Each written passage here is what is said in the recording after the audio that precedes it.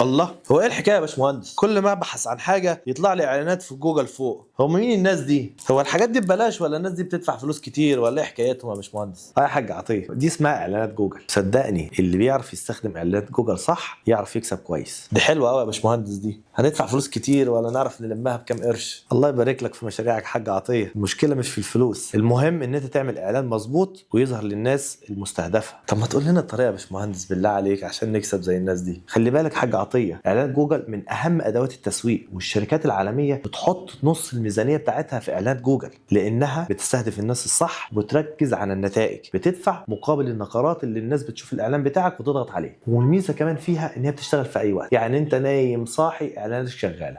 هو قلت لك بلاش الموضوع ده يا باشمهندس، يدفع فلوس كتير عليه. عايزين نلمها في كام قرش كده. مش شرط يا حاج عطيه، انت اللي بتحدد الميزانيه بتاعتك وعايز تصرف كام في اليوم.